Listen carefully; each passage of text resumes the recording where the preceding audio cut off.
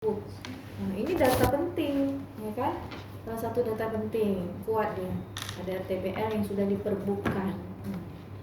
Terus sektor cuma itu ya berarti ya? Yang sektoral baru dapat ini Bu, karena ada dokumen lain yang ini semua nggak ada kata kunci tulang atau pantau dulu juga nggak dapat. Itu nggak ada terkait sektor itu. Pertanian ada juga, kebunan, karena di situ kan banyak pertanian dan perkebunan ya.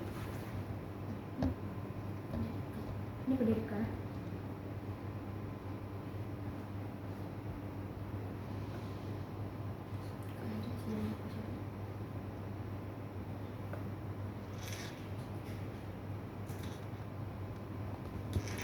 Nah, alangkah baiknya kan, walaupun itu kebijakan, data-datanya tuh divisualisasikan ya. Ini siapa yang datanya nanti visualisasi? Itu kan ada titiknya kan, pariwisatanya itu ada titiknya kan. Nah, kalian identifikasi cara menganalisis tuh gitu. Jangan datanya tuh data mentah semua di situ. Setelah udah data mentah, data analisis kalian. Analisis kebijakan apa? Kan kalian harus punya hanya analisis setelah itu kan. Kalau hanya deskriptif itu hanya menampilkan data, belum analisis namanya, masih visualisasi data, masih menampilkan data. Setelah kalian lihat data, ada pikiran apa di dalam pemikiran kalian atau diskusi kalian? Oh ternyata ada data ini, oh ini nanti bisa nih kita kembangkan. Itu ditulis di situ. Misalnya menurut RTB di sini sudah ada RTBL sebagai kekuatan hukumnya dikanunkan Perbu. Jadi ini berpotensi untuk dikembangkan sebagai kawasan ini dikembangkan dari sektor pariwisata. Itu kesimpulan yang nanti dimasukkan ke strategi kalian nanti. Kan ada SWOT di terakhir. Ini data kan, data yang habis itu dianalisis dimasukkan ke SWOT. Ada potensi. Jadi nanti ada pas kesimpulan terakhir. Pengembangan Metulang sebagai kawasan wisata dasarnya dari ini, dari tinjauan kebijakan, dari analisis kebijakan sektor pariwisata, ataupun dari wawancara. Ini kan baru dari dokumen ya.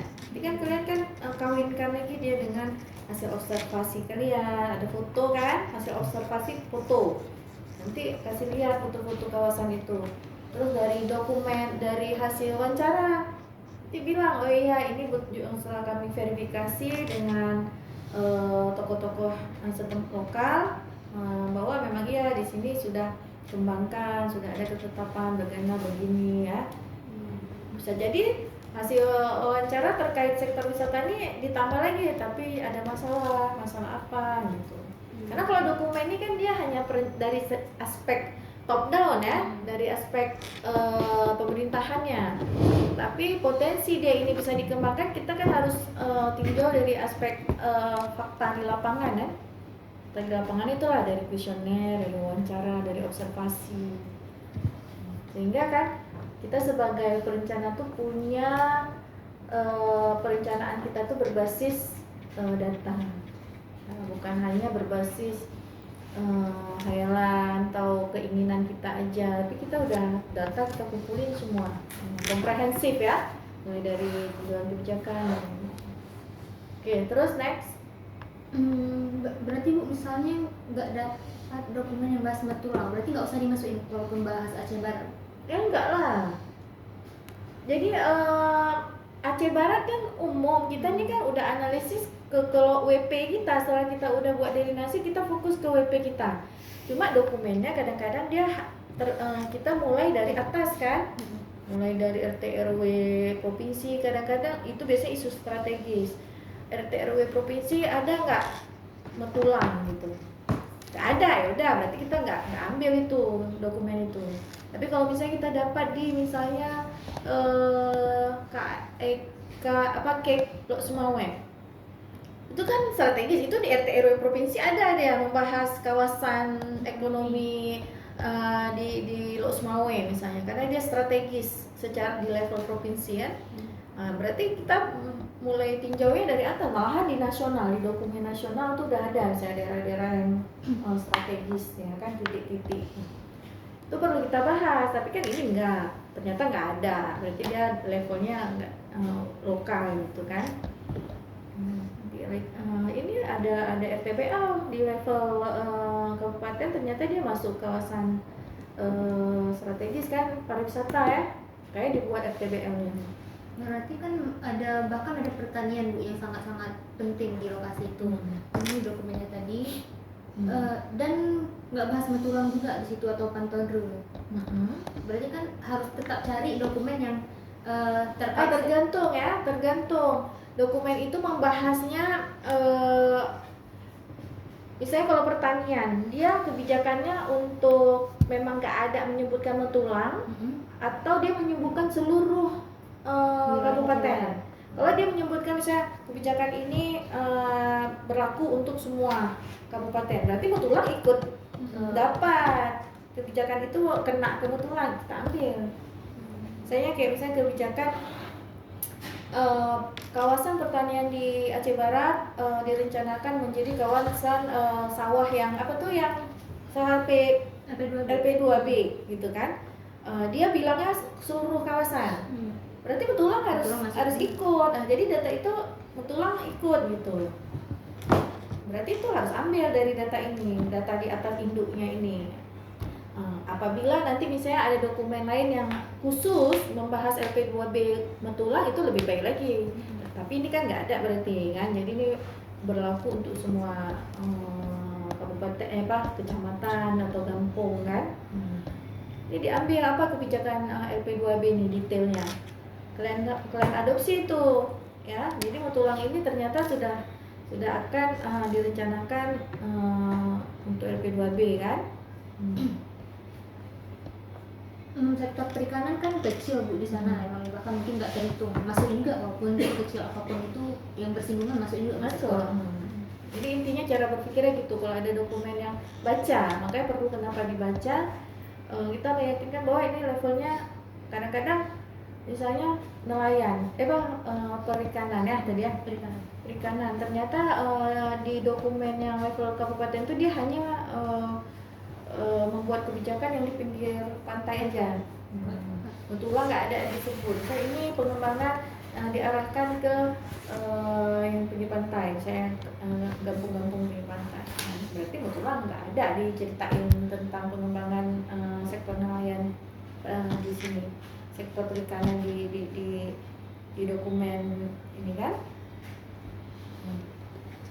Tapi kalau memang dokumen itu memang untuk seluruh kabupaten, berarti Matulang masuk. Oke, terus masuk ke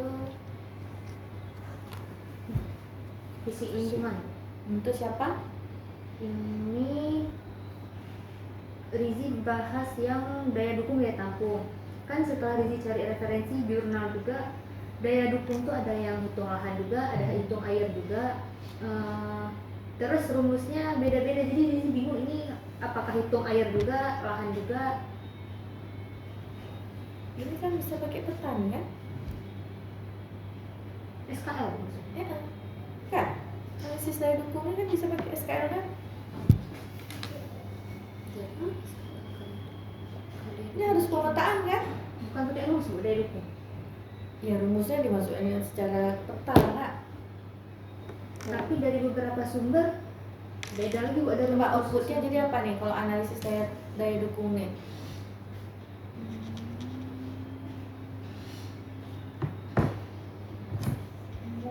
Ada nggak ada diskusi sama Pak Putra mengenai ini? Kemarin belum sampai ke daya dukung daya tampung. Ya setahu saya daya dukung kemampuan lahan ini kan di overlay tuh. Ada beberapa ini kan SHP yang harus di overlay. Tergantung kita melihat ya dari sektor jenis tanah, nanti kan topografi dan lain-lain. Jadi sehingga nampak tuh daerah mana yang cocok untuk pertanian, cocok untuk perkebunan, cocok untuk pemukiman. Itu dari peta dari dukung daya tampung. Berarti bahas analisis ini dulu dengan hasil-hasil SKL, nanti baru bahas analisis daya dukung. Hasilnya nanti setelahnya daya dukung dan daya tampung dari SKL di atas. Kalau nggak salah, coba kalian tanya Pak Putra nih ya. Ini kan agak pemetaan nih. karena saya lihatnya kadang udah hasil aja, tapi prosesnya tuh saya nggak ngerti kali. Soalnya dulu pernah di perencanaan lingkungan MK hitung pakai rumus, Bu. Daya dukung daya tampung. Ya, daya dukung daya tampungnya apa rumusnya, coba lihat. Belum ada. Modul bukunya yang udah nggak ada di laptop lagi, minta sama kawan, minta Oh, berarti belum Rizi iniin. Belum. Terus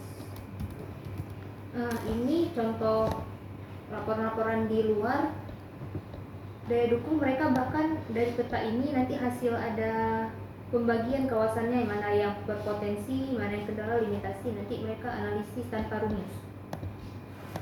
Bisa juga kan, langsung bisa lihat di analisis kan, daerah ini yang layak akan, misalnya yang cocok untuk apa, yang mana tuh layak, kategorinya apa, limitasi, kendala, potensial.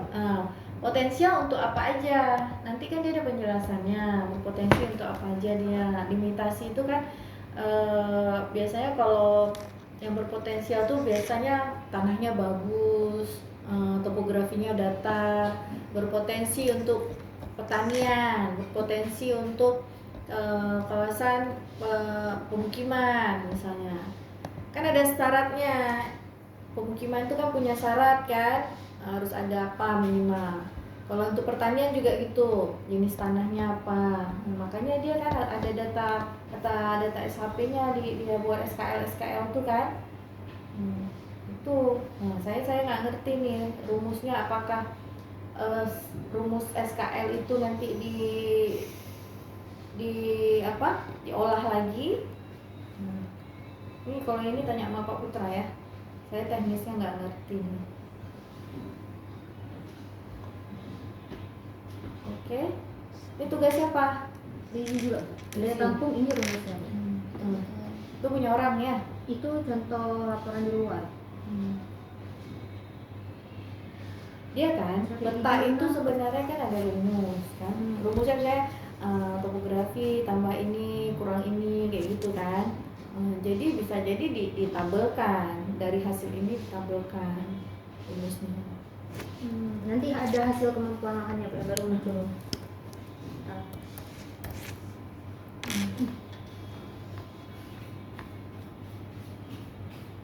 Nah itu belum, berarti tunggu SKL dulu ya baru bisa analisis. Kalau jenis tanah tuh udah ada SKL-nya, siap. Cuman 2 jenis tanahnya situ. Kan belajar SIP nggak ada belajar gitu? Lagi belajar. Iya, SIP lagi belajar itu. Sama siapa dosennya? Pak Omar.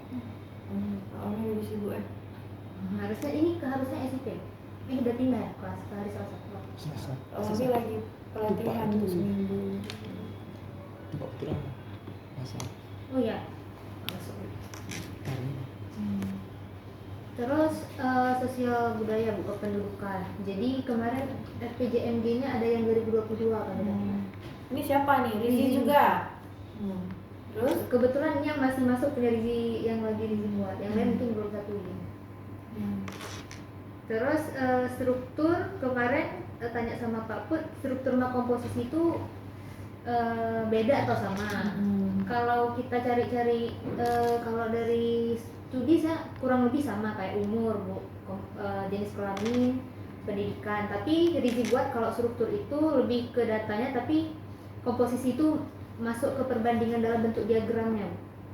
Yang mana? Yang mana komposisi? Apa isinya nih? Ini contohnya kalau kelompok umur, yang berapa yang paling dominan, itu kalau di komposisi. Terus kalau di pendidikan, mana yang lebih banyak tingkat pendidikan yang paling tinggi. Ini misalnya tingkat pendidikan. Terus nanti ini gunanya untuk menganalisis? Untuk analisis tingkat pendidikan sama dominasi mereka tuh perempuan atau laki-laki sesuai perencanaan siswa, sama umurnya tuh kalau misalnya produktif berarti harus berkesinambungan rencananya. Oke. Terus itu Bu datanya kemarin 2022 yang kami dapat. Terus kalau kata Pak Pur, kalau kayak gitu ambil data kosong dari BPS saja. Sisanya ikut RPJMD. Terus proyeksi kepadatan. Ini tunggu peta kepadatan penduduk baru bisa dianalisis. Siapa yang buat peta Vira? Saya Kapan tuh nanti? Semester depan? enggak.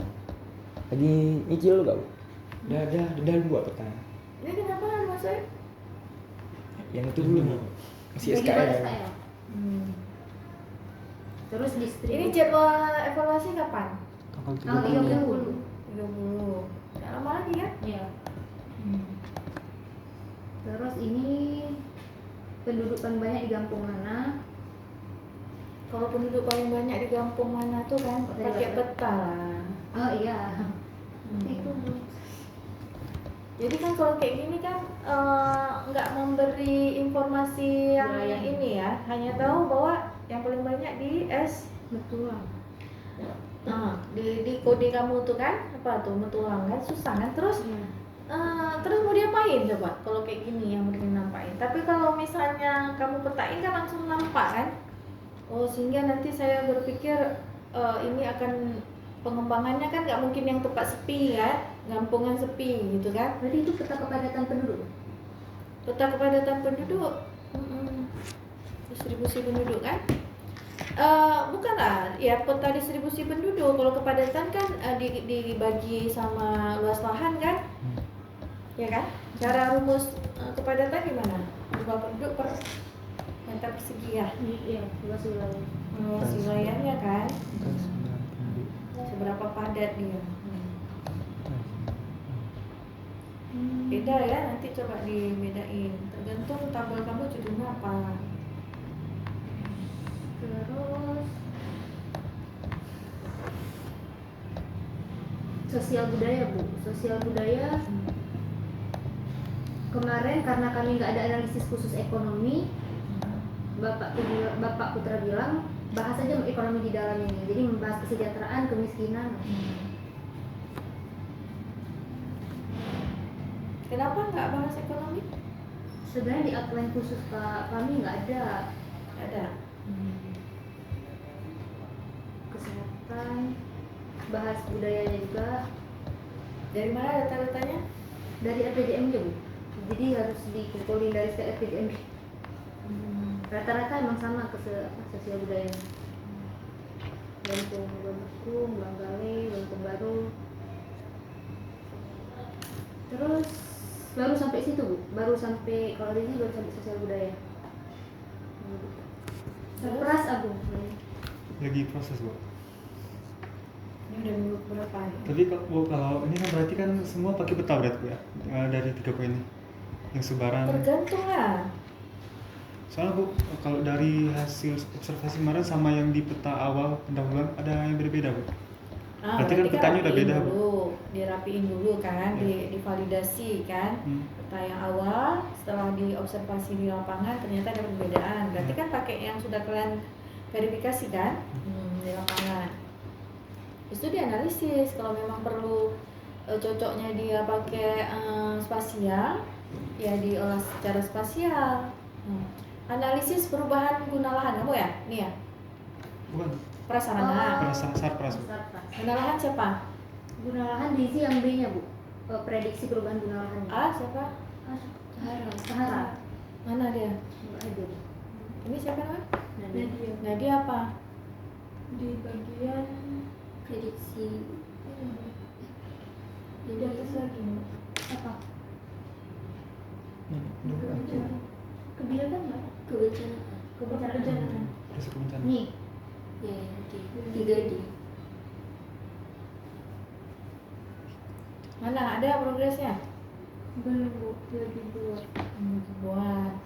Nah ini distribusi pembagian kinerjanya kok nggak seimbang ya? Si Rizi banyak kali. Siapa yang bagi? Siapa ketua kelompok? ketua diisi, Bu. Kenapa? Dia kalau nggak seimbang kayak gini, nanti nilai yang kerjanya sedikit jadi sedikit gitu. Kenapa Rizi ini baginya nih? Nggak mau kerja, nggak ada progres. Gina nih yang nggak berprogres. ada lagi review jadi dia kan nampak kan, ketahuan kan dari setiap konsultasi siapa yang kerja, siapa yang enggak, siapa yang lambat, siapa yang enggak. Di sini ibu nilai terus ya. Jadi kalian bukan ngomong. Jadi kapan saya harus bisa menilai kalian di akhir? Ya, di akhir tuh kan beresiko ya. Beresiko kalau ada barangnya. Kalau nggak ada langsung fail ya, gagal nanti ya. Tapi kalau kalian pada saat berinteraksi dengan dosen itu kalian ada progresnya. Pas saat nanti evaluasi di kelompok kalian tuh nggak bisa jawab ataupun apa, nilai tetap ada karena ibu tahu progres kalian apa. Tapi ini kan si Agung nggak ada nampak nih, ya kan? Si Wira juga. Yang ada cuma si Rizi. Nah, berarti kelompok ini si Rizi aja yang nilainya ada nilai ya, bukan saya bilang nilainya bagus ya, karena produknya saya belum lihat kan bagus apa enggak. Saya ini baru ngecek ada apa enggak aja, ada udah buat atau belum. Masalah bagus nggak bagus kan kita lihat secara keseluruhan ya. Jadi kan gitu ya, Nadia ya, kamu cuma satu subbab gitu. Jadi terus nanti nilainya misalnya A, enak kali kamu dapat A gitu. Misalnya nilai secara keseluruhan A, kan berarti semuanya A.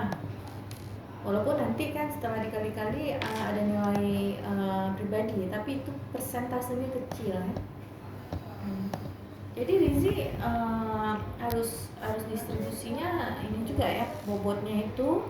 Apakah yang bobot analisis risiko bencana itu sulit sekali sehingga misalnya Nadia hanya dikasih subbab analisis risiko bencana, atau apa mungkin tuh analisis Rizi sampai 3 bab gitu kan, 3 subbab. Si Nadia tadi 3 anak subbab gitu kan. Ada analisis fisik, ada yang fisik dasar, kemampuan lain, daya dukung dari risiko bencana. Apa itu bobotnya besar-besar sehingga dia hanya judulnya aja dia anak subbab tapi bobotnya besar. Nah, itu justifikasinya kayak gitu ya. Apa iya? Kan dosen tahu juga iya apa enggak, betul apa enggak, kan enggak berarti seperti itu ya. Terus progresnya kenapa? Analisis risiko ini kan sudah ada datanya ya, nggak perlu yang harus di overlay kayak gitu, apa yang sulit sekali rumusnya harus.